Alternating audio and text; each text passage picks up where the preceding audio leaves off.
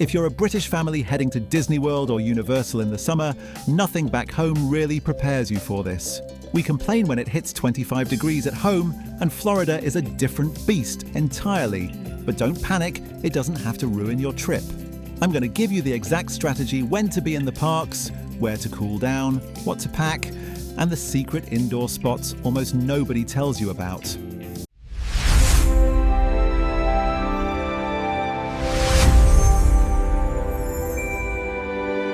Here's the bit that catches British families off guard. Average summer highs at Walt Disney World run from the upper 80s to low 90s in Fahrenheit. That's roughly 30 to 34 Celsius. But with Florida's humidity, the feels-like temperature regularly tops 40 degrees Celsius. For context, that's hotter than almost any day the UK has ever recorded, and we shut schools and lose our minds over a heatwave half that bad. And it's not just the heat, it's that British bodies simply aren't built for that combination of heat and humidity the way locals are. We're built for drizzle, not this. You step off a 9-hour flight straight into it, often with jet lag on top, and your body has absolutely no idea what's happening to it. So this isn't about toughing it out like a true Brit, it's about having an actual plan. Rule 1, and it's the single biggest thing you can do, get to the parks as early as possible. Early morning is both the coolest part of the day and the quietest, so you're avoiding the heat and the crowds at the same time. If you're staying at a Disney hotel, you get access to early entry, which lets you into the park before official opening. Universal hotels offer the same kind of perk too, called early park admission, and Universal's version is actually a full hour rather than Disney's 30 minutes, genuinely one of the best perks of staying on site at either resort, and worth factoring into how you weigh up on-site versus off-site hotels. But even without early entry, turning up right as the gates open still gets you a real head start. You can knock out 2 or 3 major rides before the heat and the queues really build, which sets the tone for a much more relaxed rest of the day. Rule 2, pack the right things and buy them in the UK before you go, because they're often cheaper and easier to find than scrambling for them in a Florida gift shop at 10 times the price. A handheld or neck fan is honestly a game changer. You can find battery-powered ones cheaply in UK shops, and they make a genuine difference standing in a queue. A proper sun hat, too wide brim if you can. It protects your neck and face far better than a cap. And yes, you will look like you're about to go fishing, but you'll be the smug one not getting sunburnt. And this is the big one. We Brits are famously terrible at sun cream, and I mean proper factor 50, not the bottle that's been at the back of the bathroom cupboard since 2019. We are not built for this sun. Slap it on before you leave the hotel and reapply through the day, because Florida sun does not care that you don't usually burn at home. Clothing-wise, go for linen or other lightweight, breathable fabrics.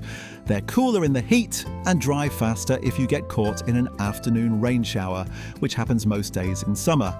And when I always say avoid dark colours, especially black, it's basically self-punishment in this heat. Dark fabric absorbs heat and you'll feel the difference within an hour of being out in the sun. Rule 3, structure your whole day around the heat, not the other way round, because the heat will absolutely win that fight. Mornings, as we said, are your prime time. Evenings are also better than the middle of the day, but don't expect a proper cool down. It's still going to be warm and properly humid, just without the full force of direct sun beating down on you. The real danger zone is midday into the afternoon. This is not the time to be pushing through an outdoor queue, sweating through your shirt, slowly turning the color of a lobster. This is when you want to either be somewhere with air conditioning, in a pool, or at a water park. If you're staying off-site or have a day not booked into the parks, a water park day, a swim back at the hotel, or even just a few hours at one of the air-conditioned malls nearby can completely reset you for the evening. Going hard from rope drops straight through to fireworks in the full midday heat is exactly how people end up exhausted, sunburnt, and absolutely done with each other by 2 p.m.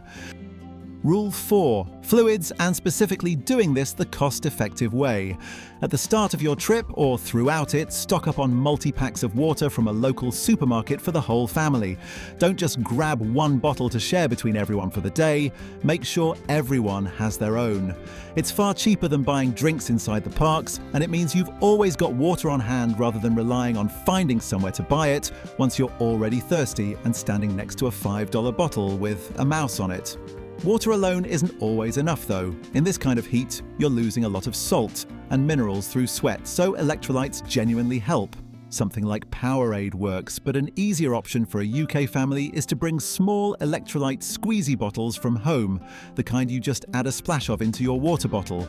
They pack flat, weigh nothing, and mean you're never without one when you need it. And take it from someone who's done this. Have lots of breaks in air conditioning throughout the day. Don't treat shade or AC breaks as wasted time. They're what makes the rest of your day actually enjoyable, rather than the kind of holiday you need another holiday to recover from.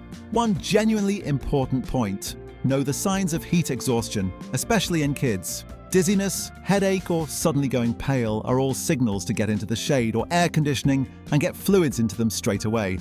Now, here's something most videos don't cover: the actual secret cool-down spots inside the parks themselves, the ones locals and regulars use to escape the heat without wasting park time.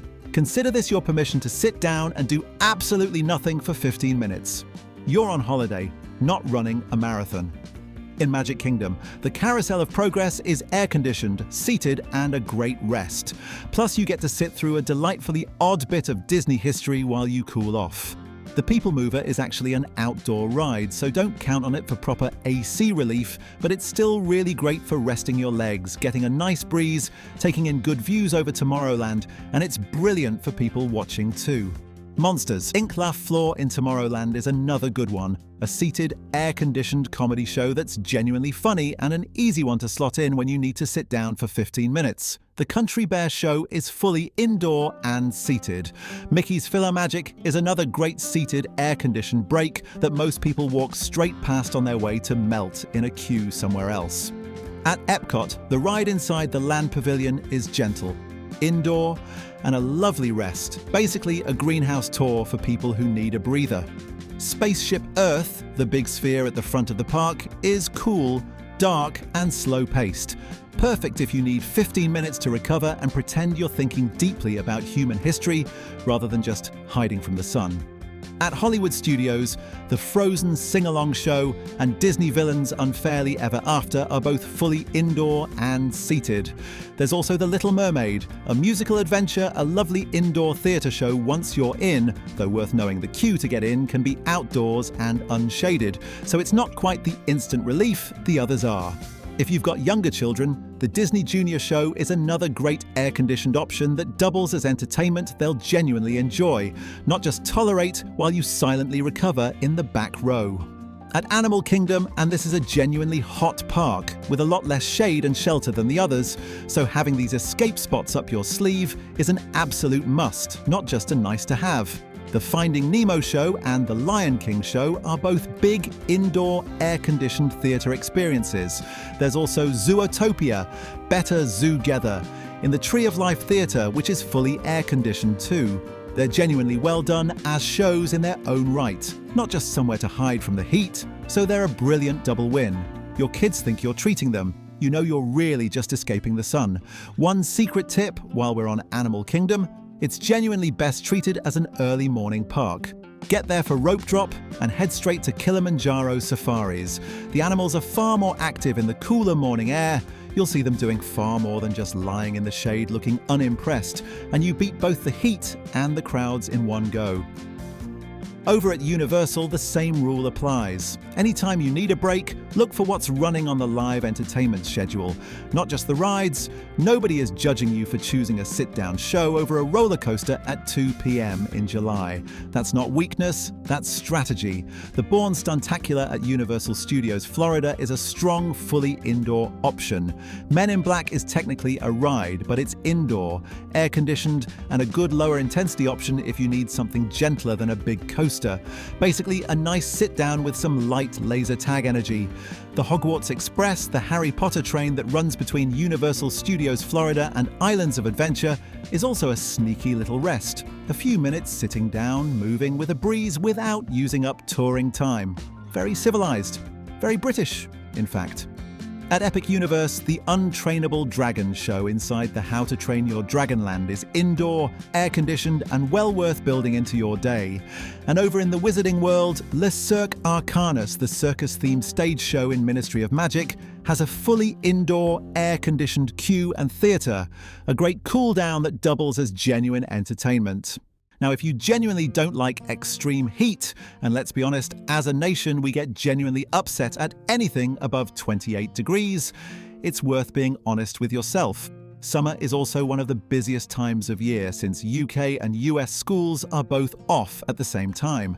If you have any flexibility at all, October or April tend to be much kinder, both in temperature and in crowds. But if summer is your only option because of school holidays or work, that's completely fine too. It just means following everything in this video properly, rather than trying to push through it the way you might back home. Gritting your teeth through a 30-degree day in jeans because admitting it's a bit warm feels like a personal failing. So to sum it all up, go early, dress smart, slap on the factor 50 like you mean it, time your day around the heat, keep fluids and electrolytes on you, and use those secret indoor spots whenever you need a proper reset. Take it slow, keep drinking water, don't wear black, watch out for the warning signs, and have lots of breaks. And as a Brit, you will absolutely get through it. Complain about it to everyone back home and still have an amazing trip.